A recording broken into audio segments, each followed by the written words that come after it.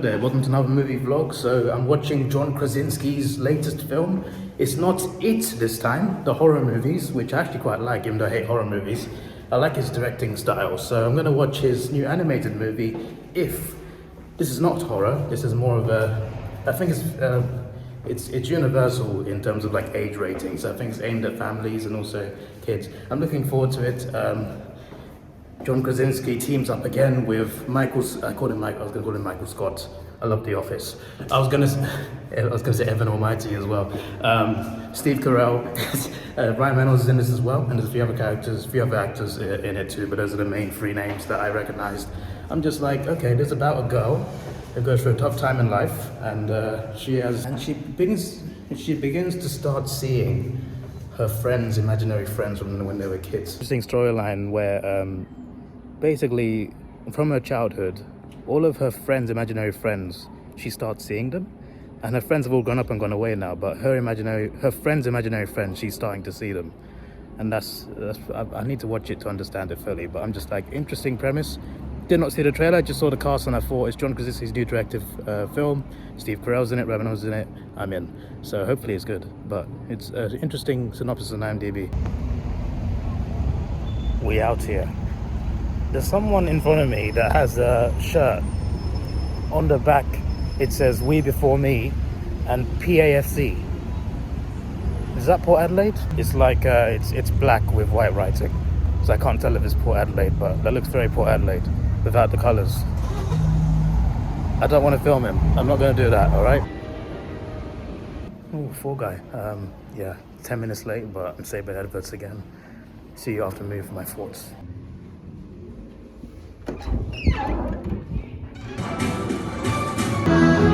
There's apparently a tribute to Louis Gossett Jr. at the end, because he died, and he was in this voice actor in this movie. He died in March, so I'm waiting for that. They didn't have these last week. I picked one up. That is bloody cool. All right, so I got a synopsis kind of wrong. So it wasn't her friends' imaginary friends. Basically, they call themselves IFs. That's where the movie's from. That's where the movie name is from. So IF stands for imaginary friend. I kind of like thought, is that what it stands for? Yeah, it does. It stands for imaginary friend, and basically every kid has an IF, and they forget about their IFs when they grow up, obviously, because they've grown up and they're adults. But in this universe, these IFs are actually real beings. It's not like Monsters Inc., but I kind of compared to Monsters Inc. a little bit. There's a big purple guy. What's going on here? I am back home now. So as I was saying, I said it was animated as well. I got that kind of wrong. It's kind of a mix. So it's live action, but you have animated characters in it. But it's in a live action universe, a live action setting, a live action world. And the main character's live action. But there's animated characters, and those are the imaginary friends. The imaginary friends are the ones that are animated. Everyone else is live action. I compared to Monsters Inc. because obviously monsters have this, in that they got to scare different kids, right? In this one, it's like, it's not scary, it's just that every kid has an imaginary friend. Eventually they grow out of it and they lose this imaginary friend, but in this world, in this fictional universe, those imaginary friends are actually real beings that want to see the people they grew up with. So you get some interesting references as well, because like this movie is basically centered around imagination. At one point I see a dragon and I think, is that the one from Shrek? I don't know if that was intended, but it looked like the one from Shrek. There was a few references as well. Also, the main character, she's, can't remember the actress's name, but she looks like a young version of, let me search up the name on YouTube. Sam and Jess. So this is a YouTube channel with 2.5 million subs. They're a couple that make random couple videos, right? Don't ask why I watch that. Anyway, Sam and Jess, right? Jess, the woman in this couple, it's a regular straight couple from America. The actress in the movie If looks like the young version of Jess from Sam and Jess YouTube channel.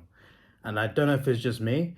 I feel like no one's going to get this that watches this video, because there's no way that my audience watches Sam and Jess. But if somehow someone who watches that channel has watched this movie and is watching this, please tell me I'm not going crazy, because it looked exactly like it's the facial expressions. The facial expressions that kid made, it looked like a young version of Jess from Sam and Jess. I'm just like, from like so many angles, that's like the same face. I'm just like, what's going on? I spent half the movie thinking, that's that YouTuber, but it's not, because she's like 10 years younger than her. But yeah, anyway, so moving on. I thought the movie was okay. I didn't think it was that good for the most part, but I think the last half an hour or so was good. I guess the third act, I should say. There's one emotional moment that happens, maybe like over an hour in, and I was like, that's when it started going. That's when the movie started to get better and better and more emotional. The first hour or so, it didn't really grab me that much, to be honest.